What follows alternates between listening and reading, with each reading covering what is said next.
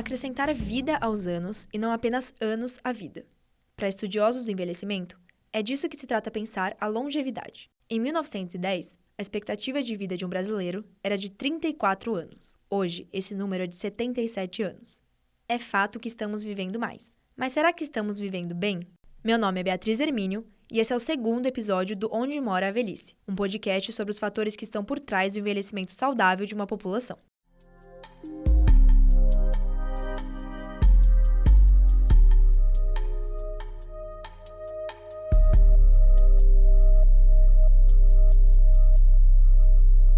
Onde mora a velhice? Um dos principais indicadores para avaliar a qualidade do envelhecimento é o tempo vivido com saúde e autonomia. É o que se chama de anos de vida saudável. Esse número é consideravelmente menor do que a expectativa de vida total. De acordo com o IBGE, vivemos em média 77 anos. Mas esse dado varia dependendo da metodologia usada para o cálculo. A OMS calcula que em 2021, a expectativa de vida era de 72 anos no Brasil, mas se vivia cerca de 62 com saúde considerada boa. Ou seja, os últimos 10 a 15 anos de vida, para muitos brasileiros, costumam vir acompanhados de limitações, doenças crônicas ou dependência. E o que significa ter uma vida com autonomia? Na velhice, isso inclui ser capaz de realizar atividades do dia a dia, como tomar banho, escovar os dentes e se vestir. Segundo a Pesquisa Nacional de Saúde de 2019, mais de 3 milhões de pessoas com 60 anos ou mais tinham limitações para fazer essas tarefas básicas. Mas o número salta para 7 milhões quando falamos de tarefas mais complexas, como cozinhar, fazer compras, controlar os remédios ou pegar transporte público. Essas são chamadas atividades instrumentais da vida diária e exigem uma vida mais ativa na comunidade. E existe um recorte importante nesses dados. Entre idosos que vivem com até meio salário mínimo per capita, 1 em cada 4 tem limitações funcionais. Já entre aqueles com renda acima de 5 salários mínimos, o índice cai para 1 em cada 10. Biologicamente, é natural que o corpo sofra um declínio das funções com o passar dos anos. Mas o acesso a hábitos saudáveis não é igual para todos. A prática de exercícios físicos, por exemplo, é um fator decisivo para manter a autonomia. E uma pesquisa do Datafolha mostrou que 53% da população adulta brasileira pratica alguma atividade física. Mas entre os que têm renda familiar mensal acima de 5 salários mínimos, esse índice sobe para 66%. Enquanto isso, entre os que vivem com a renda familiar de até 2 salários e meio, a taxa cai para 47%.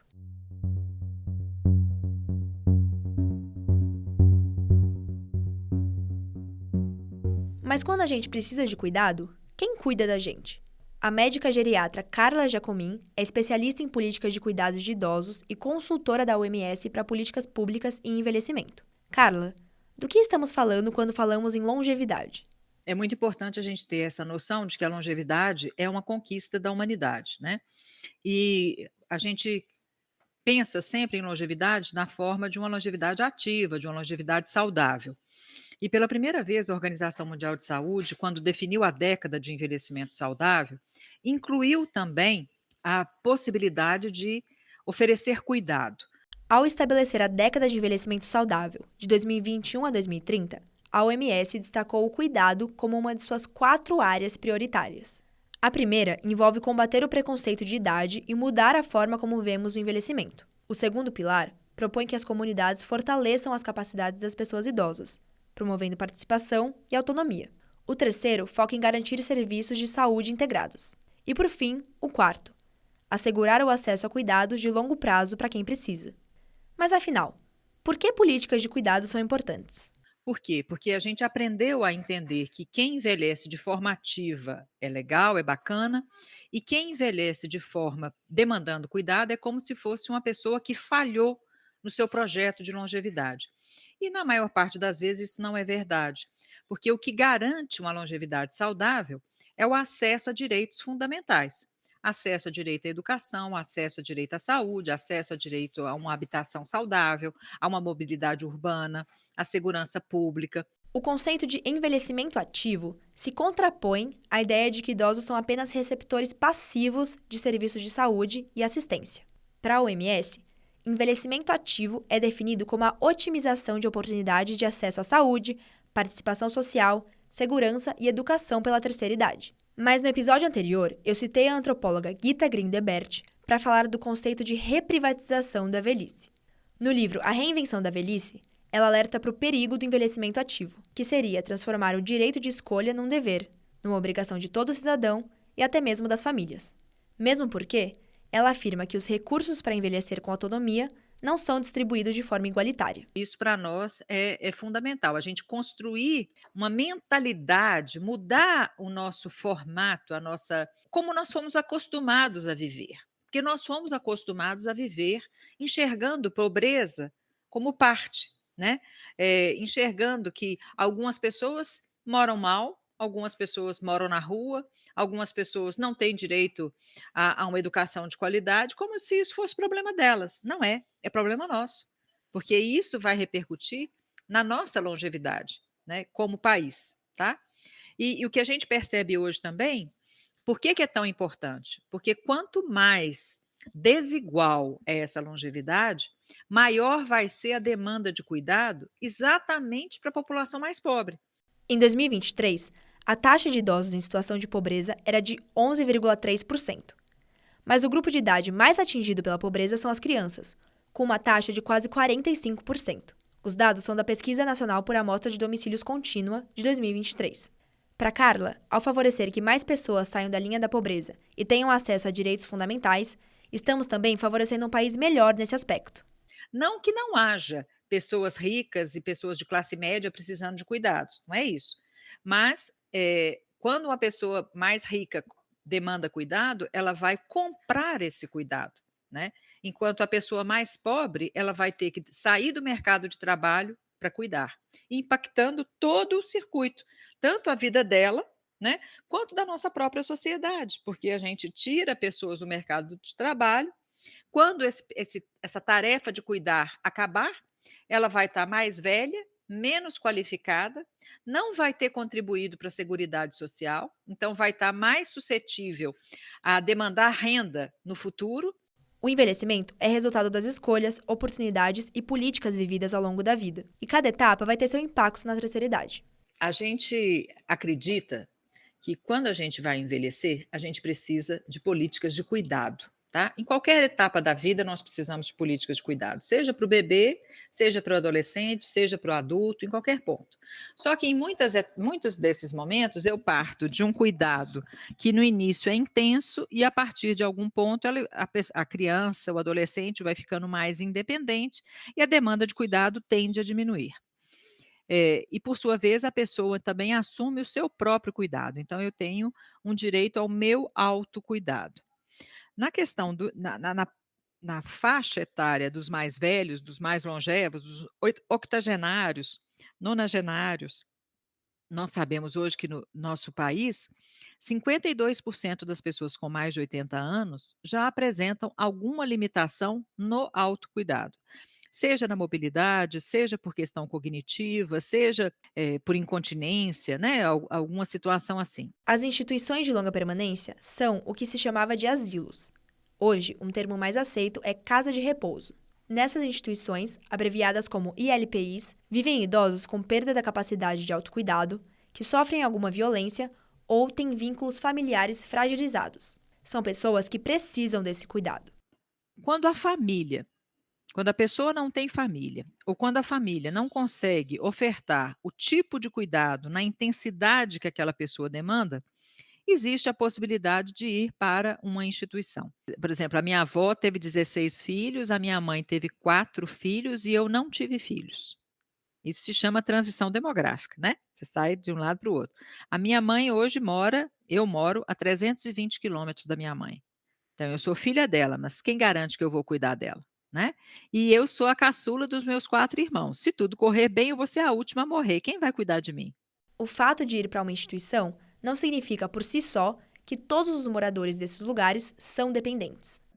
De acordo com a Anvisa, a gente tem pessoas em 3 graus de dependência. Dependência independentes, que é o grau 1, semidependentes, que é o grau 2, e o grau 3 seria aquele com dependência para o autocuidado ou com déficit cognitivo, com algum processo demencial.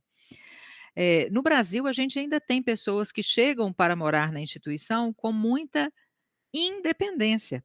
Na verdade, elas estão morando na instituição por falta de opção, ou porque não foi possível ofertar o cuidado para elas na casa delas, ou porque elas não tinham casa, ou porque elas não tinham família. Essas instituições deveriam manter um papel social ativo, mas, segundo Carla, isso ainda está longe de acontecer. O papel social seria manter as portas abertas para a comunidade, para que as pessoas pudessem ir lá visitar, para que os voluntários frequentassem essas casas, para que os idosos que residem lá também saíssem das casas, frequentassem as praças, fossem ao cinema, né, visitassem uma exposição. Mas no nosso país isso ainda é raríssimo, né, é muito precário. É tão precário que 2,5% só das residências para idosos chamadas instituições, apenas 2,5% são públicas de fato. Quer dizer, que o governo propõe e oferece.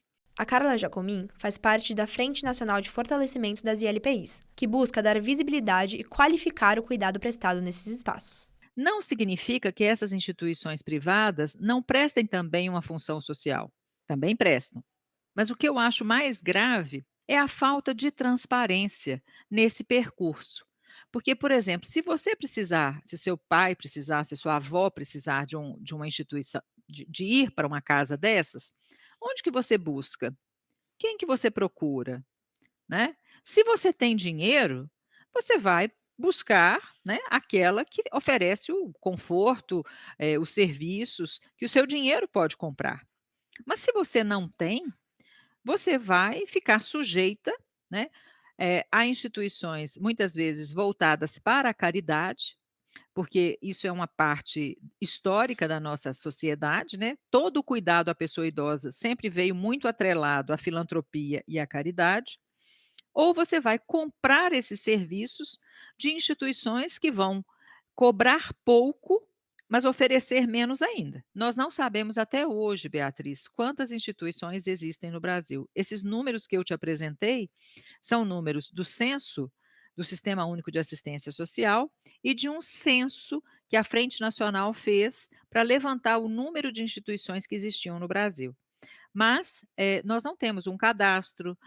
Se você perguntar hoje, aí em São Paulo, onde está? Me dá uma lista das instituições. Nós não temos. Aqui no meu bairro, onde é que estão? Nós não sabemos. Em São Paulo, a prefeitura afirma que existem 649 ILPIs privadas e 20 públicas.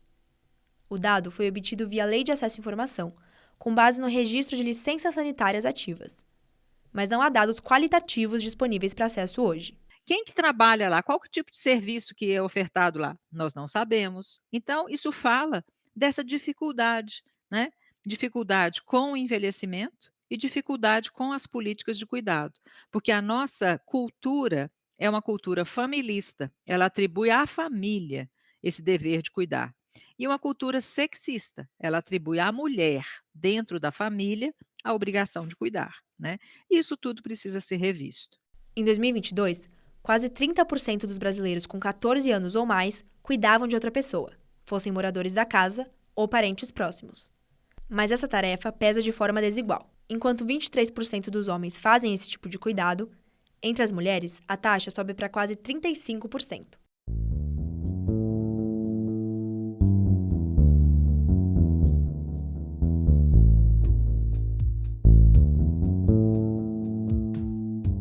Na zona oeste de São Paulo, eu conversei com a proprietária de um centro-dia privado para idosos. Os centros-dia são outro tipo de serviço que acolhe idosos com algum grau de dependência.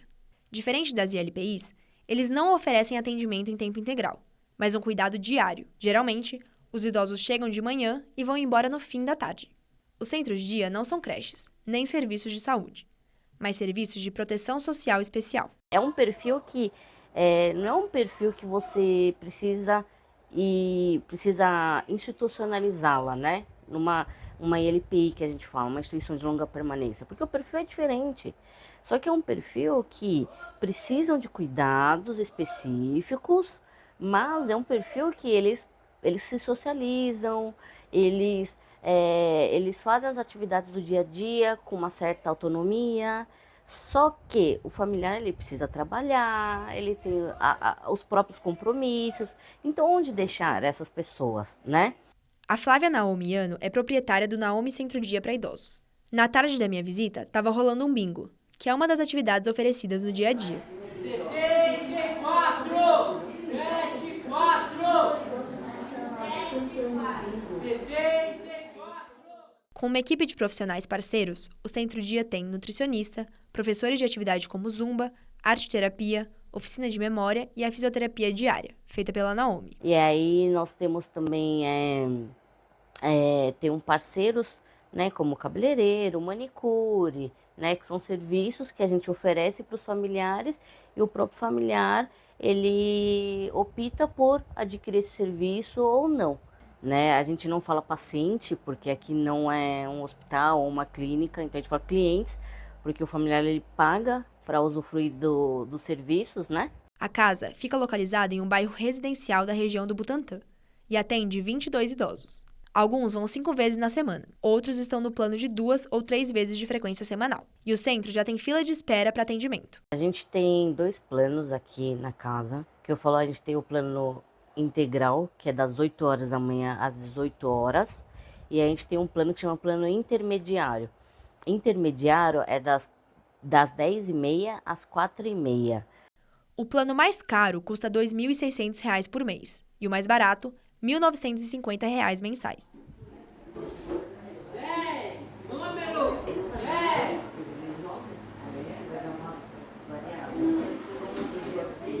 10! Muitas têm Alzheimer.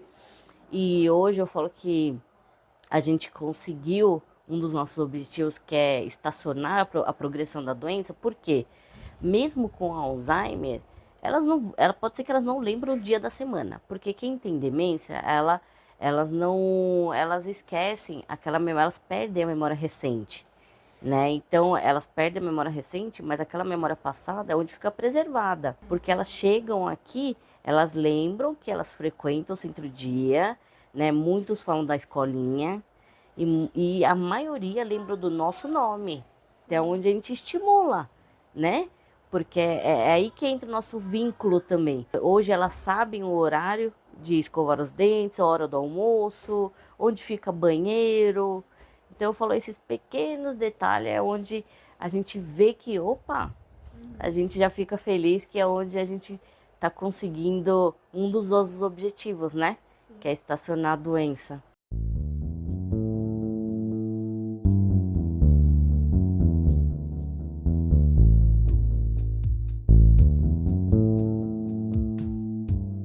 O termo demência descreve um conjunto de sintomas que afetam a função cerebral e incluem problemas de memória, raciocínio, linguagem e comportamento. Essa condição é crônica e progressiva, ou seja, ela não tem cura e piora com o tempo.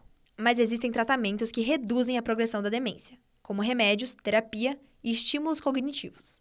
Em 2019, a prevalência de casos de demência na população idosa brasileira era de 8,5%. Se as condições atuais persistirem, o número de casos pode quadruplicar até 2059, segundo o Relatório Nacional sobre a Demência divulgado pelo Ministério da Saúde em 2024. Uma revisão de estudos publicada na revista Nature Mental Health em 2024 mostra que sentir-se solitário na velhice aumenta em 31% o risco de desenvolver demências e eleva em 15% a probabilidade de comprometer as funções cognitivas, como a memória e a concentração. Por isso, espaços de convivência na cidade fazem a diferença. Na zona norte de São Paulo, o Núcleo de Convivência para Idosos Vovó Maria José é um serviço público, uma parceria entre a Prefeitura e uma organização da sociedade civil. Chamados de NCI, esses núcleos têm como objetivo quebrar o isolamento e propiciar atividades que favoreçam a qualidade de vida dos idosos. Conheci esse núcleo no primeiro dia que eu cheguei, nossa, eu fui levada às alturas, sabe? Que o aconchego dessas meninas aqui é demais, sabe? Que eu cheguei aqui assim, lá embaixo, quase no fundo do poço. Mas graças a elas aqui e as minhas amigas que eu fiz, que a gente não se conhecia, né? Foi uma convivência maravilhosa, está sendo até hoje. Essa é a Maria Girilene dos Santos. Nascida no Ceará, ela veio para São Paulo em 1972. Hoje, tem 76 anos e participa do NCI. Eu faço dança cigana, que eu amo. Eu faço tai chi com dança circular e faço envelhecimento ativo. Eu costuro, não sou costureira, mas eu costuro invento, né? Gosto de artesanato, eu faço vasos de cimento, pinto vasos de coisas recicláveis, né? E faço crochê e cuido das minhas plantas. Moro sozinha em Deus, mas eu tenho 2 sobrinhas que são minhas filhas do coração, que eu nunca tive filhos. Então, eu moro sozinha, mas eu não me sinto sozinha, sabe? Porque eu tenho o aconchego delas e tenho o aconchego do pessoal daqui. Nossa, e eu sou feliz por tudo. Por estar aqui, por estar em casa e receber o carinho de todos. O sentimento de Maria é parecido com o que me contaram a Tereza e a Ernestina, que também participam das atividades coletivas do NCI toda semana. Meu nome é Tereza Mendes dos Santos, tenho 67 anos, até abril, e sou paulista, nasci em São Paulo. E também estou aqui porque deve bora fazer exercício que é bom. Eu me chamo Ernestina Pinto Augusta das Graças Gonçalves, moro aqui no Jardim Brasil e eu gosto muito daqui, mas muito mesmo. E aqui eu vim quase morrendo aqui, eu estou quase boa. Só isso que eu tenho para falar. Qual que é a idade da senhora?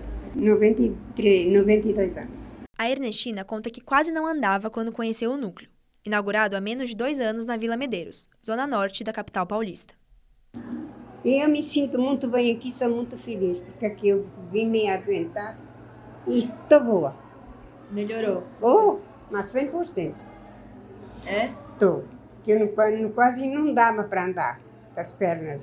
E hoje eu venho lá da minha casa, é por 15 minutos de lá para cá andando. Mas eu me sinto muito feliz, filha, muito, com muita saúde já.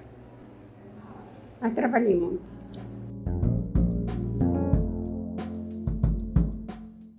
Os núcleos de convivência oferecem atividades coletivas, mas também fazem acompanhamento domiciliar.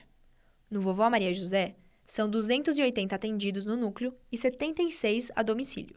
Esse atendimento domiciliar existe porque o núcleo não é apenas um local de oficinas, mas de acompanhamento dos idosos como um todo. É o que me explica a gerente de serviços Rosineide Gervassoni. Além das atividades físicas e culturais, a gente faz atividades socioeducativas também, a gente traz rodas de conversas, né? Tem a psicóloga, ela faz grupo de memória, a Adriana traz grupos para trabalhar os direitos sociais do idoso, né? Então, a gente trabalha o idoso num todo, mas não é só o idoso. Quando eu falo assim, olha, eu trabalho com 290 idosos, mas eu tenho 290 famílias que eu preciso também. Porque se acontece alguma coisa nessa família, né, a família é acompanhada pela gente. Então, a gente vai até a casa, a gente acompanha, né? O idoso fica doente, a gente vai, o idoso faz uma cirurgia, a gente está lá. Se há um falecimento de cônjuge ou filho, que já aconteceu aqui, a gente está lá dando suporte para o idoso na sua família também. Então, são os idosos e seus familiares, né, que são acompanhados pelo NCI. A equipe é pequena. São 6 pessoas ali diariamente. A gerente, 2 técnicas, um administrativo, um operacional de limpeza e outra de cozinha. O lugar oferece alimentação, ainda que as pessoas passem ali para fazer apenas algumas oficinas ao longo do dia. No dia da minha visita, passaram 170 pessoas pelo núcleo. Às vezes chegam idosos aqui que não conseguem fazer atividade física, a gente vai conversando com eles, vai adequando as oficinas que eles se adaptam melhor. E aí eles começam a entender que aqui não é uma academia, que é um serviço voltado para convivência, fortalecimento de vínculos, e isso vai agregando muito. Quem me explica isso é a Adriana Félix, que é assistente social do núcleo. Alguns idosos chegam ao núcleo com problemas de saúde física e psicológica, como ansiedade e depressão. Então, o núcleo os encaminha para serviços de saúde.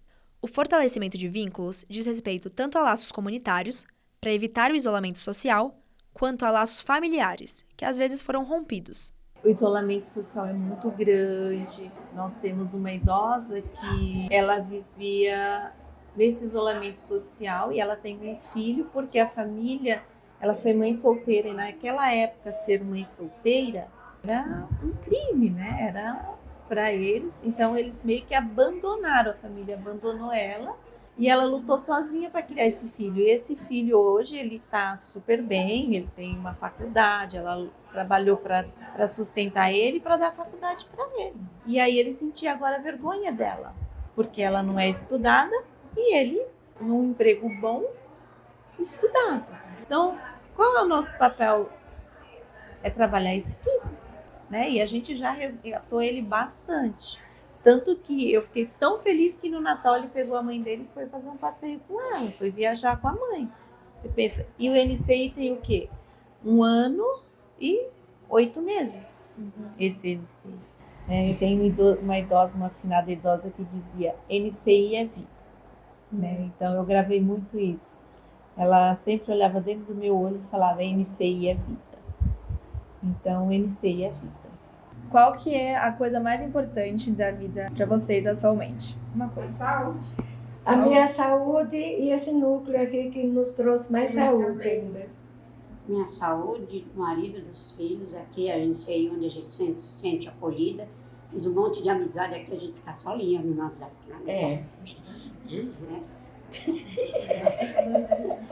Tendo saúde para a gente conquistar ainda, porque nós temos muito que conquistar ainda, não estamos mortas? Lógico, tem muito que conquistar, tem muito que dançar ainda.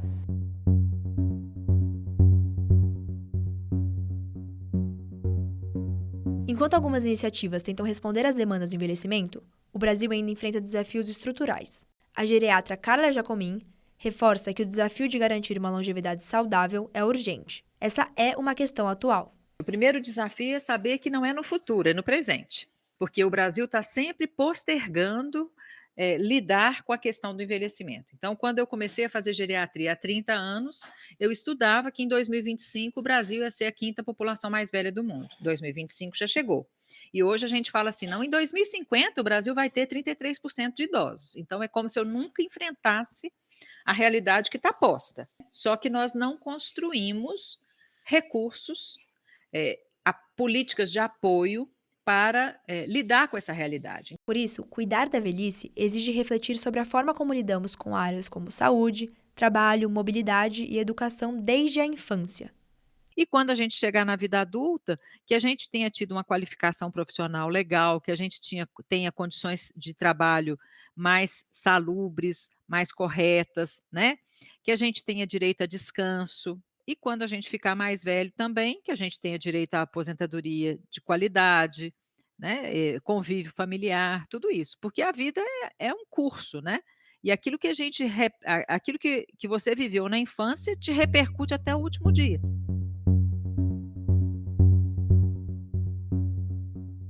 Talvez a gente não se preocupe tanto com a velhice porque estamos ocupados vivendo o agora.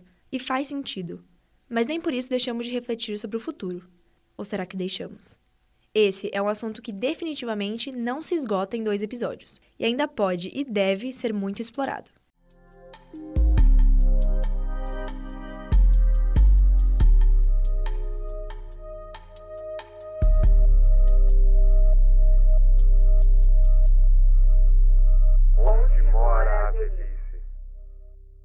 Você ouviu o 2º episódio do podcast Onde Mora a Velhice.